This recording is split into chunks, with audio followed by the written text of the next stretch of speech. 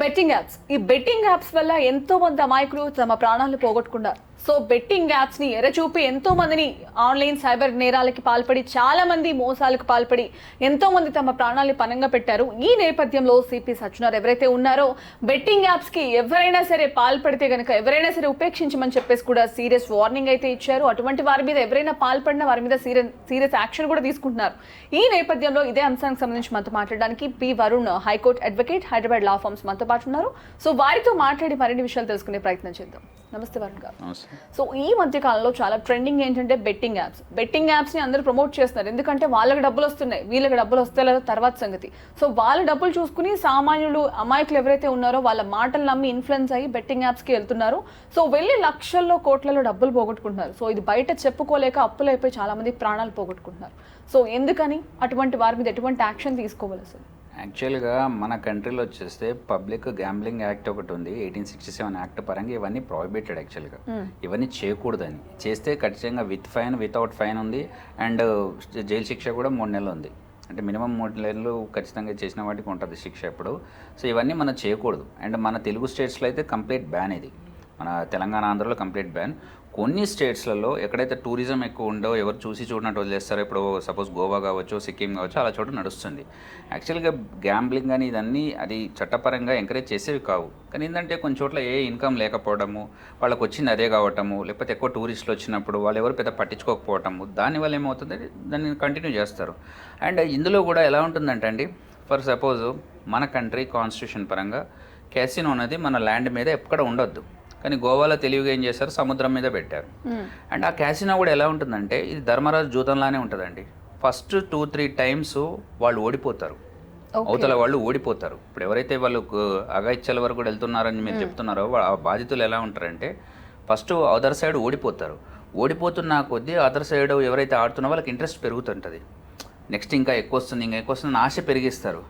ఒక్కటే స్ట్రెచ్ మొత్తం వాళ్ళు ఓడిపోయిన దానికి డబల్ మళ్ళీ నెక్స్ట్ గేమ్లో తెచ్చేసుకుంటారు. అలా ఉంటుంది ఆ క్యాసినో అనేది.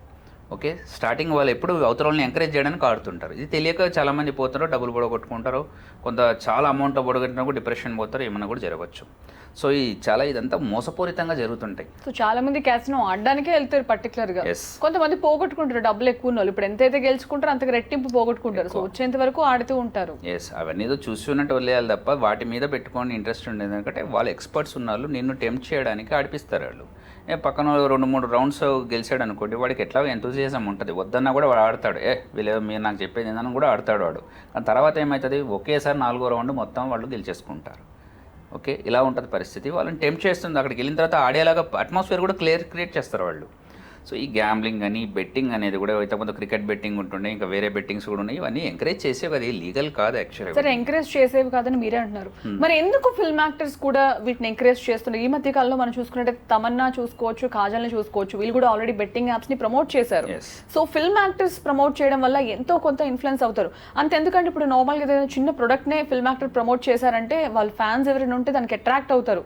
సో పలానా యాక్టర్ ప్రమోట్ చేశారు కాబట్టి అది తీసుకుందాం, అది కొందామని. అంటే యాక్టర్స్ బేసిక్ గా అన్ని పర్టికులర్గా చూస్తారు, టర్మ్స్ అండ్ కండిషన్స్ చూస్తారు, వాళ్ళకి ఏమైనా ప్రాబ్లం అయిద్దని చూసుకునే ప్రమోట్ చేస్తారు. మరి బెట్టింగ్ యాప్స్ ప్రమోట్ చేయడం ప్రాబ్లం అని చెప్పేసి వాళ్ళకి తెలీదా?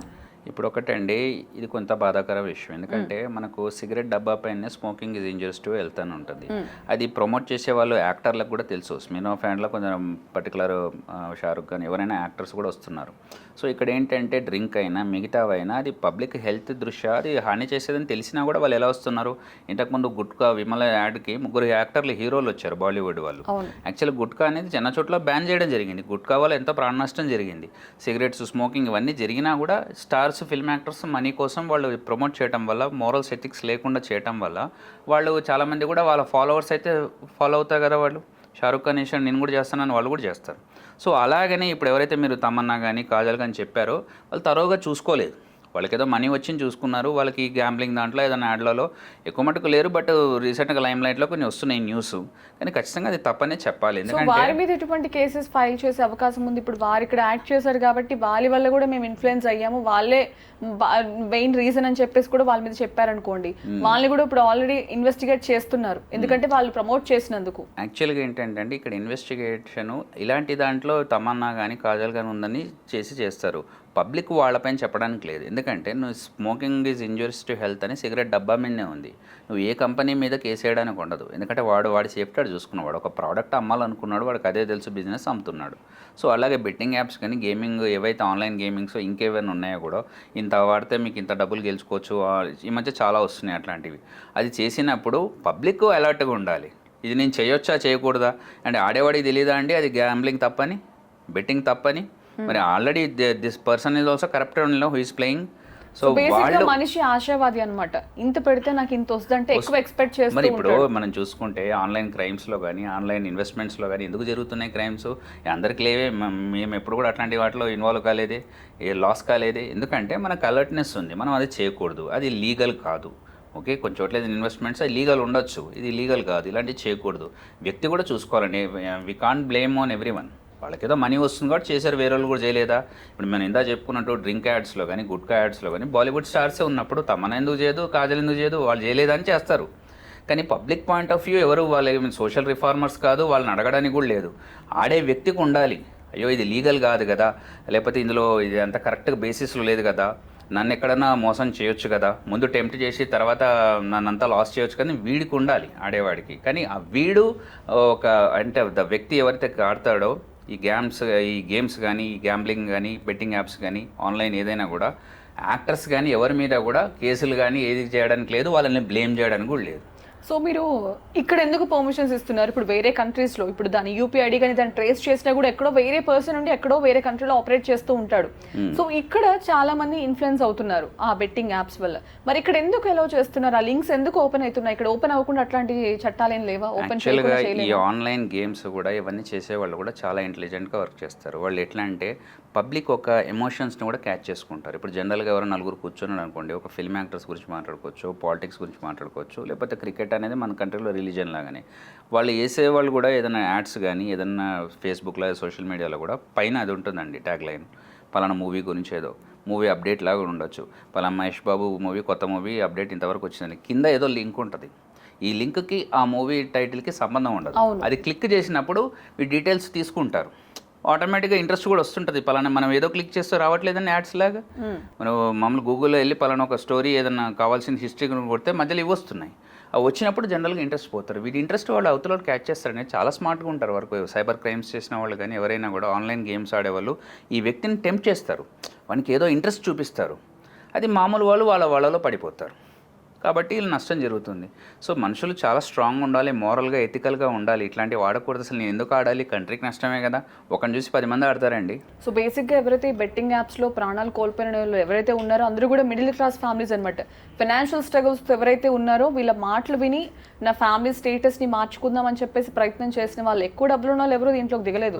ఎవరైతే నార్మల్ పీపుల్ టార్గెట్ చేసుకుని ఈ బెట్టింగ్ యాప్స్ రిలీజ్ చేస్తున్నారు. సో వాళ్ళు కూడా యాప్స్ క్రియేట్ చేసేవాడు కూడా వాళ్ళ టార్గెట్ అనేది ఒకటి ఉంటుంది కదా, ఈ మిడిల్ క్లాస్ వాళ్ళు ఎక్కువ ఉంటారు. ఇప్పుడు సైబర్ క్రైమ్స్ కేసెస్ మేము చేసినప్పుడు కూడా ఎవరిని పెట్టుకుంటారు? జాబ్ ఎవరికైతే ఇమీడియట్ రిక్వైర్మెంట్, రిచ్ పీపుల్ కాదు, ఎవరైతే immediate requirement. Even modes of transport Rapido ద్వారా కూడా కొన్ని వచ్చి ఫ్రాడ్ జరిగినాయి ఉన్నాయి. యాక్చువల్గా ర్యాపిడోకి సంబంధం లేదు, అలా డిజైన్ చేస్తారు వాళ్ళ వెబ్సైట్. సో వాళ్ళకి ఏది అర్జెన్సీ ఉంది, మనీ కూడా తక్కువ టైంలో ఎక్కువ ఇన్వెస్ట్మెంట్ చేస్తే ఎలా వస్తుంది, ఈ మనిషి యొక్క రిక్వైర్మెంట్స్ని ఎమోషన్స్ని మైండ్లో పెట్టుకొని వాళ్ళు ప్లాన్ చేస్తారు. సో వాళ్ళకి కావాల్సింది అదే కదా. అసలు మనుషులు ఈజీగా అట్రాక్ట్ అయిపోతున్నారు, అది తెలియక దెబ్బతింటున్నారు. వీళ్ళ లాస్ చూసి వేరే వాళ్ళు కొంచెం జాగ్రత్త పడుతున్నారు అంతే. ఓకే, సో ఇవన్నీ పక్కన పెడితే recent actress, Kannada actress Ranya Rao smuggling చేస్తూ కూడా దొరికిపోయింది ఎయిర్పోర్ట్లో 18 kgs బంగారం, అలాగే 12 crores of amount something. So ఆమె అరెస్ట్ చేసిన తర్వాత రీసెంట్గా ఒక స్టేట్మెంట్ ఇచ్చింది, నేను ఒక ట్రాన్స్లో ఉండిపోయాను, అసలు అదంతా నాకు తెలియకుండానే జరిగిపోయింది, తీరా చూస్తే కళ్ళు తెరిచి చూస్తే ఇదంతా జరిగిపోయింది. బట్ ఆవిడ అంతకుముందే అన్ని కంట్రీస్ తిరిగింది, దుబాయ్ కావచ్చు, యుఎస్ కావచ్చు, ఆస్ట్రేలియా, కంట్రీస్ అని తిరిగింది. సో అప్పుడు తెలీదా? సో ఆ కేసు ఆల్రెడీ నడుస్తోంది. సో అటువంటి యాక్షన్ తీసుకోవాలంటే ఇప్పుడు ఇక్కడ ఒక విషయం డిస్క్లోజ్ చేస్తున్నాం. ఇక్కడ ఏంటంటే తన లాయర్ చెప్పిన విషయమే అవన్నీ. తను ఆల్రెడీ ఎవరైతే ఇట్లాంటి దాంట్లో దొరికినప్పుడు ఖచ్చితంగా ఒక లాయర్ని పెట్టుకుంటారు. తను డీజీపీ గారి డాటర్, ఖచ్చితంగా అడ్వకేట్స్ వాళ్ళందరూ కాంటాక్ట్లు ఉంటారు, వాళ్ళే చెప్పిస్తారు ఇలా. ఎందుకంటే లాలో కొన్ని లూప్ హోల్స్ ఉంటాయి. ఇప్పుడు ఒక ఎవిడెన్స్ తోటి కొందరు దొరికినప్పటికీ కూడా వాళ్ళకి బెయిల్ వస్తుంది. ఎలాగంటే అరెస్ట్ చేసే ప్రాసెస్ కరెక్ట్గా లేదని, వాళ్ళకి ముందు వారంటీ ఇష్యూ చేయలేదు. ఇప్పుడు మీరు అన్నారు ప్రాసెస్ కరెక్ట్ లేదు, వాళ్ళ డాడ్ డీజీపీ కాబట్టి కస్టమ్స్ వాళ్ళు ఆమెను పట్టించుకోలేదు. ఇప్పుడు అంత స్మగుల్ చేసింది, గోల్డ్ కానీ డబ్బులు కానీ స్మగుల్ చేసినప్పుడు కస్టమ్స్ వాళ్ళు ఎవరు రియాక్ట్ అవ్వలేదు. సో తను ప్రాపర్ గానే తీసుకొచ్చేసిన తర్వాత ఇప్పుడు ఈ స్టేట్మెంట్ ఇస్తోంది. అంటే చట్టం అందరికీ చుట్టం కాదంటారు కదా, మరి ఈ విషయంలో ఎందుకు అది అప్లికబుల్ కాలేదు? ఇది ఏమన్నారు, చట్టం అందరికీ చుట్టం కాదంటారు కదా, సో ఇప్పుడు ఈ విషయంలో ఈమె చుట్టంలానే బిహేవ్ చేసింది కదా, ఎందుకంటే వాళ్ళ డాడ్ డీజీపీ కాబట్టి ఆమె తీసుకొచ్చింది స్మగుల్ చేసింది. సో అంటే ప్రాపర్ యాక్షన్ తీసుకోరా? అంటే డీజీపీ ఇన్ఫ్లుయెన్స్ వాడింది అనేది క్లియర్గా తెలిసిపోతుంది కదా. ఒక్కరోజు 12 crores తీసుకున్నారు కదా. ఇప్పుడు ఎట్లుంటుంది అంటే వాళ్ళు ఇప్పుడు తన ఏదంటే క్రోమాలోకి వెళ్ళిపోయిందని ఇవన్నీ చెప్తున్నారు కదా, వెల్వర్స్గా ప్లాన్డ్గా జరిగింది అది. ఇప్పుడు కెంపెగౌడ ఎయిర్పోర్ట్, బెంగళూరు ఎయిర్పోర్ట్లో దొరికినారు, ఇలా చేసిన ప్రీ ప్లాన్డ్గా చేస్తారు. ఒకవేళ ఏమైనా అయితే ఎలా లూప్ హోల్స్ ఉన్నాయి, ఇందాక మనం మాట్లాడుకుంటూ మిస్ అయిన ఒకటి ఏమని, మనము ఒక అరెస్ట్ ఎవిడెన్స్తో దొరికినప్పటికీ డ్యూ ప్రాసెస్ ఫాలో కాలేదు, సిస్టమేటిక్గా అరెస్ట్ చేయలేదు, లీగల్గా లేదు అరెస్టు. అంటే వాళ్ళకు వారెంట్ కానీ ఏదైనా ఇవ్వలేదు, వాళ్ళకి ఒక అడ్వకేట్ పెట్టుకొని ఛాన్స్ ఇవ్వలేదు, హెల్త్ చెకప్ చేయలేదు, ఇది అనుకుంటే కూడా బెయిల్ తీసుకొస్తారు. అంటే లాలో కొన్ని లూప్ హోల్స్ని తను ముందే తెలుసుకొని వాళ్ళు ముందుకెళ్తారు. తను ఒకవేళ డీజీపీ డాటర్ కాకపోతే చేసేవారు గారేమో, ఎందుకంటే వాళ్ళకి ఒక ఇన్ఫ్లుయెన్స్ ఉంది, ఏదైనా జరిగినా కూడా మనం మేనేజ్ చేయొచ్చులే అన్న ఉత్సాహంతో వాళ్ళు వచ్చారు. ఇప్పుడు ఇన్ని కంట్రీస్ తిరిగినప్పుడు తను తెలియకుండా తిరగదు కదా. తను యాక్చువల్గా కొంచెం మోరల్స్ ఎథిక్స్ కూడా ఉండాలండి. చాలామంది హై క్రైమ్స్ కూడా వెల్ ఎడ్యుకేటెడ్ పీపుల్లే చేస్తున్నారు. ఒక స్కూల్కి అబ్దుల్ కలాం గారికి వెళ్తే ఒక క్వశ్చన్ అడిగితే ఆయన ఆశ్చర్యపోయారు, is education real problem for backwardness when most of the crimes are committed by highly educated people. అంటే ఎక్కువ ఎడ్యుకేషన్ ఉన్న వాళ్ళు తప్పులు చేస్తున్నారు, ఎందుకంటే ఈ ట్రాన్సాక్షన్, ఈ పాస్పోర్ట్, ఈ వీసాలు ఇవన్నీ బాగా తెలిసిన వాళ్ళకే కదా చేయగలిగేది అవకాశం మనకి. సో ఇలాంటి మోరల్స్ ఎథిక్స్ లేనప్పుడే జరుగుతుంటాయి. తను ఒక డీజీపీ డాటరు, తను ఒక యాక్ట్రెస్, తను కన్నడ మూవీస్లో, తమిళ్ మూవీస్లో చేసింది. ఇది చేసినప్పుడు తనకు మనీ ఉంది, హస్బెండ్ కూడా ఉన్నారు, మంచిగా వర్క్ చేస్తున్నారు. కానీ అత్యాశలోకి వెళ్ళిపోయి తక్కువ టైంలో ఎక్కువ మనీ రావచ్చేమో, కస్టమ్స్ ట్రాన్సాక్షన్ తను సెక్షన్ 102 ఆఫ్ కస్టమ్స్ యాక్ట్ని కూడా వైలేట్ చేసేసింది, సరిగా కోఆపరేట్ చేయకుండా. ఇప్పుడు ఎన్ఫోర్స్మెంట్ డైరెక్టర్ వాళ్ళు కానీ మిగతా వాళ్ళు కానీ తన మీద ఇన్వెస్టిగేషన్ చేస్తున్నారు. ఎందుకంటే ఇది పెద్ద డ్యూ ప్రాసెస్ ఇది యాక్చువల్గా. ఓకే, కానీ మోరల్స్ ఎథిక్స్ ఉన్న వాళ్ళు చేయవచ్చా, నాకు ఆల్రెడీ మనీ ఉంది కదా, అత్యాశలకు ఎందుకు వెళ్ళాను అన్న ఆలోచన వాళ్ళకు ఉండాలండి. లా పనిష్ చేసినా చేయకపోయినా కూడా ఏమో ఏదైనా లూప్ హోల్స్లో ఏదైనా బయటికి కూడా రావచ్చు. డీజీపీ డాక్టర్ని మీరే చెప్తున్నారు, పెద్ద ఇన్ఫ్లుయెన్స్ వాడవచ్చు, సుప్రీంకోర్టుకి వెళ్ళినప్పుడు పెద్ద పెద్ద అడ్వకేట్స్ని పెట్టుకోవచ్చు, సమ్ లూప్ హోల్స్ ద్వారా బయటికి రావచ్చు. కానీ ఇలాంటి వాళ్ళు చేస్తే వీళ్ళని ఇన్ఫ్లుయెన్స్ చూసి పబ్లిక్ కూడా వాళ్ళని ఫాలో అయ్యే అవకాశం ఉంది. కాబట్టి ఇది కరెక్ట్ కాదు, వీళ్ళు ఇలాంటి వాళ్ళు ముందుకు చేయకూడదు ఇట్లాంటివి. సో ఫిల్మ్ యాక్టర్సే ఎక్కువ ఇన్ఫ్లుయెన్స్ చేస్తారు, వాళ్ళ మాటలే నార్మల్ ప్రజలందరూ వింటారు. సో అటు మనీ లాండరింగ్లో కావచ్చు, అటు బెట్టింగ్ యాప్స్లో కావచ్చు ఫిల్మ్ యాక్టర్స్ ఉన్నారు, ఇంకా వేరే యాప్స్ అన్ని ప్రమోట్ చేస్తున్నారు. సో ఇవి సొసైటీ మీద ఎటువంటి ఇంపాక్ట్ పడే అవకాశం ఉంది, ఎటువంటి కాషియస్తో జనం ఉండాలి? మనకేంటంటే యాక్చువల్గా బిజినెస్ చేసుకోవచ్చు, ఎవరైనా హెల్దీ బిజినెస్ చేసుకోవచ్చు. యాప్స్లో కూడా గేమ్ కొన్ని చోట్ల ఏంటంటే అది కరెక్ట్ అని లేదు, తప్పని చెప్పడానికి లేదు లా కూడా. కొన్ని ఈ గేమ్స్ల పరంగా, ఈ యాక్ట్స్ పరంగా ఏవైతే బెట్టింగ్ యాప్స్ కానీ కొన్ని చోట్ల లేదు. సో పర్టికులర్ యాక్ట్స్ కూడా లేవు వాటికి కొన్ని ప్రాంతాలలో. అలా లేనప్పుడు అది మంచి అని చెప్పడానికి లేదు, చెడని చెప్పడానికి లేదు, కానీ సొసైటీని ఎలా ప్రభావితం చేస్తుంది అని చెప్పడానికి ఉంది.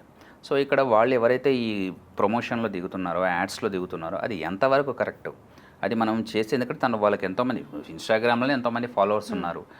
ఒక్కడన్నా రాంగ్ రూట్లో వెళ్ళి సొసైటీకి అయినా హామ్ చేయొచ్చు కదా, కొందరు తప్పు చేయొచ్చు కదా. సో ఇలాంటివి చూసుకొని మోరల్స్ ఎథిక్స్ ఉండి వాళ్ళు కూడా ఎవరైతే యాక్టర్స్ ప్రమోట్ చేస్తున్నారో, not only betting apps or games or something or any movie, drugs or whatsoever, వాళ్ళు ప్రమోట్ చేయకుండా ఉంటే అసలు ఫస్ట్ స్టేజ్లోనే అది ఫుల్ స్టాప్ అయిపోతుంది. తర్వాత ఇలాంటివి జరగకుండా, అట్లీస్ట్ ఇలాంటి క్రైమ్స్ జరగకుండా అయితే మనం సొసైటీని సేవ్ చేయొచ్చు.